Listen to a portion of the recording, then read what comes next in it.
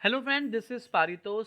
आज मैं financial planning के लिए एक बहुत इंपॉर्टेंट एक्सपेक्ट आपको बता रहा हूँ। मतलब if you are in twenties, आप थर्टीज़ में हैं, तो कई बार आप इस सिचुएशन में होते हो कि आपके पास आपका एक सैलरी अकाउंट होता है या सेविंग अकाउंट होता है। बैंक आपको अप्रोच करता है एंड दे से कि लाइक सर आपके बैंक पे तो ऑफर चल रहा है लोन का, तो आप लोन ले लीजिए। पर्सनल लोन, दूसरे तरीके के loan, overdraft, loan against property, काफ़ी सारे तरीके के लोन की लिमिट्स होती है। लाइक लोन ऑफर चल रहे होते हैं, तो बैंक कहता है सर आप, तो आप पूछते हो कि कितना लोन, क्या क्या ऑफर चल रहा है, तो कह रहा है सर आपको बैंक 10 लाख रुपए लोन दे रहा है और कोई डॉक्यूमेंट की ज़रूरत नहीं है, सिर्फ 9% का इंटरेस्ट है, 8% इंटरेस्ट है। इस तरीके से आपने कभी सुना होगा, आपने भी फेस किया होगा। बट हम यहाँ पे सबसे बड़ी गलती क्या करते हैं कि हम यहाँ पे ये गलती करते हैं कि हम बिना सोचे समझे, क्योंकि हमें सामने से बैंक ऑफर कर रहा है, obviously they are the banks, they want to make a money, they want to make a profit from you, तो वो ऑफर करते हैं आपको। और बिना सोचे समझे हम लोग क्या करते हैं कि जितनी भी लोन की लिमिट हमें मिल रही है, ऑफर मिल रहा है, हम उसको ले लेते हैं। लेकिन इन अ फाइनेंशियल प्लानिंग ये बहुत ज़रूरी है कि आपको एक स्टैंडर्ड और एक डिसिप्लिन तरीके से अपने फाइनेंसेस को अप्रोच करना चाहिए। लाइक आई मीन टू से कि आपकी जो भी मंथली सैलरी है, ठीक है ना, उस मंथली सैलरी का 30% ही आपकी मंथली ईएमआई होनी चाहिए, उससे ज़्यादा नहीं होनी चाहिए। इसके पीछे लॉजिक क्या है, रीज़न क्या है, वो मैं अभी बताऊंगा। वो बहुत कॉमन आपने सुना होगा, लेकिन हम उसको नज़रअंदाज कर देते हैं फाइनेंशियल प्लानिंग में। तो कहने का मतलब ये है कि लाइक जैसे देखो, ये एक्सेल तो मैंने बनाई हुई है आप लोगों के लिए, जो मैं अभी आपको दिखाऊंगा।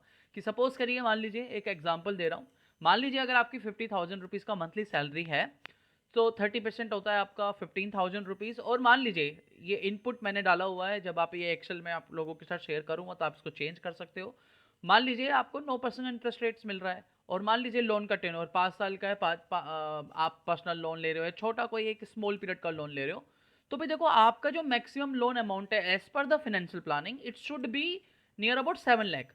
मतलब आपकी जो लिमिट है ना, वो 7 लाख तक की होनी चाहिए। मतलब 7 लाख से ऊपर का लोन लेना आपके लिए रिस्की हो जाता है in your finances.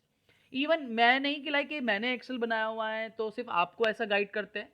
Even many times many banks, जब आप लोन के लिए अप्लाई करते हो, तो वो भी कुछ इसी तरीके से आपकी लोन की लिमिट को, या इवन आपके कहते हैं ना कि लाइक क्रेडिट लिमिट देखते हैं, वो क्रेडिट लिमिट यूटिलाइजेशन देखते हैं या उस तरीके से देखते हैं। तो वो भी इसी तरीके से कुछ डिसाइड करते हैं कि आपको कितना लोन दे सकते हैं। वो आपकी आपकी कितनी कैपेसिटी, वो कुछ इसी तरीके से डिसाइड करते हैं। तो यहाँ पे मैंने ये कैलकुलेशन करके रखा हुआ ऑलरेडी समझाने के लिए। मान लीजिए मैं दोबारा समझा रहा हूँ। एक मान लीजिए आपका 1 लाख रुपए का सैलरी है, तो भाई इस हिसाब से maximum your monthly EMI should be 30,000। अब including all the debt, credit card हुआ, ओवरड्राफ्ट हुआ, एक्सक्लूड होम लोन और एजुकेशन लोन, वो अलग चीज़ है यार, ठीक है ना। होम लोन का लोन ज़्यादा बड़ा होता है, होम लोन एक अलग चीज़ है। और इनिशियली आप होम लोन लेना थोड़ा अवॉइड ही करते हैं हम ज़्यादातर। जब एक पर्टिकुलर एक एज के बाद आते हैं, तो देन वी प्रेफर कि हाँ, होम लोन ले लेते हैं। इनिशियली आप अपने स्टार्टिंग में at your younger age, when you start earning, आप नहीं लेते हो होम लोन। तो इनिशियली आपकी लोन की जो ईएमआई है, ओवरऑल ईएमआई है, it should not cross the 30% of monthly EMI.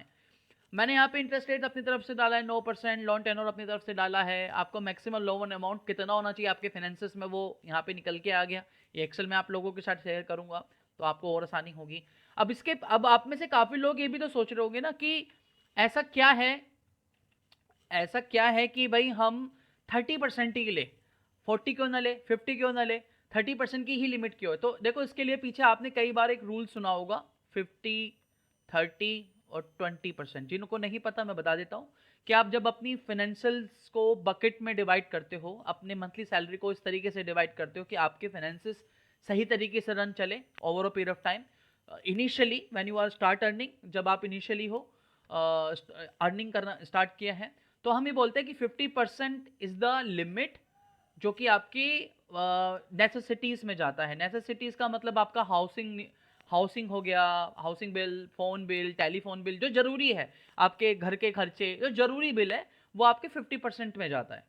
ठीक है, आपने ये सुना होगा कि एटलीस्ट 20% यू शुड सेव। मतलब अगर 100 रुपये कमा रहे हो, तो 100 रुपये में से 50 रुपये तो आप लगाओगे जो नेसेसरी का अमाउंट है, 20 रुपये को आप सेव करोगे या इन्वेस्टमेंट करोगे। 30% होता है जो डिस्क्रिशनरी स्पेंडिंग होती है, जो एक्स्ट्रा स्पेंडिंग करते हैं, कहीं जाना है घूमने, या इवन आपका कहीं पार्टी करने, वो सब इसमें आता है आपका 30% में, इवन इंक्लूडिंग योर डेट का जो रीपेमेंट ईएमआई होता है वो भी आपका डिस्क्रिशनरी स्पेंडिंग में आता है। तो this is a reason this जो ये फिगर है 30% वाला, this comes from this calculation.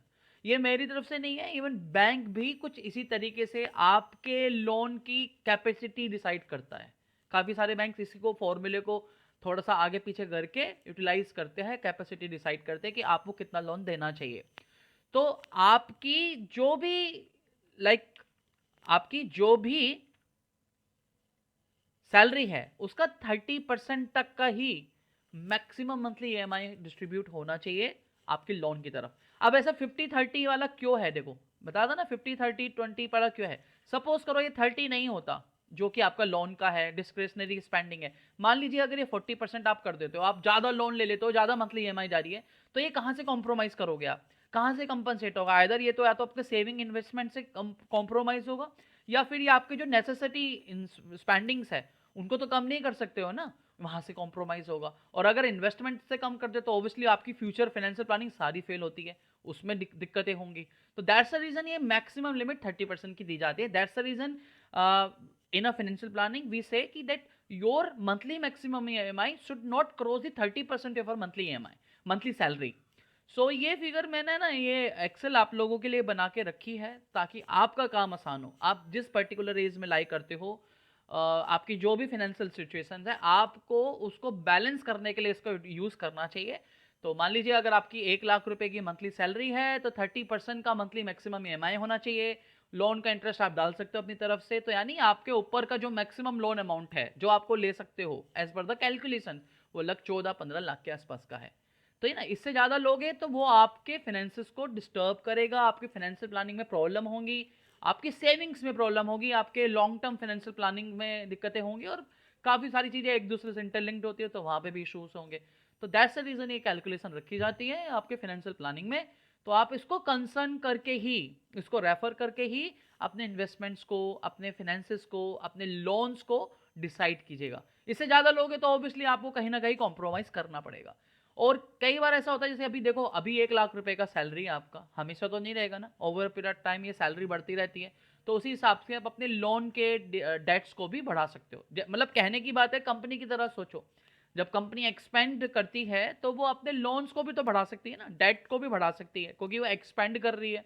इसी तरीके से जब आपकी मंथली सैलरी जो भी है, जब वो इंक्रीज होती है, इंक्रीमेंट होता है इस पे, तो आप अपने डेट ईएमआईज को भी इंक्रीमेंट कर सकते हो एज पर योर रिक्वायरमेंट। तो ये एक छोटा सा वीडियो था आप लोगों को समझाने के लिए कि आप अपने फाइनेंसेस को, अपने मंथली ईएमआई को कैसे कैलकुलेट करना चाहिए आइडियली आपको, और किस तरीके से मैनेज करने के लिए आपको कितना लोन चाहिए, कितना मंथली ईएमआई आपका मैक्सिमम होना चाहिए। तो आई होप इस वीडियो से आपके पर्सनल फाइनेंस में आपको काफ़ी मदद मिलेगी। अगर ये वीडियो अच्छी लगी है, वीडियो नीचे लाइक का बटन है, लाइक जरूर कीजिएगा, चैनल सब्सक्राइब कीजिएगा। हमारा चैनल का यहाँ पे ऑब्जेक्टिव यही है कि हम आपको पर्सनल फाइनेंस के काफ़ी इंपॉर्टेंट टिप्स दे, लेसन समझाए, ताकि आपके पर्सनल फाइनेंस में आपको हेल्प मिले। अगर ये वीडियो अच्छी लगी है तो वीडियो को आगे शेयर कर सकते हैं। हम फिर मिलेंगे नई वीडियो में नए टॉपिक के साथ, तब तक के लिए धन्यवाद। वंदे मातरम, जय हिंद।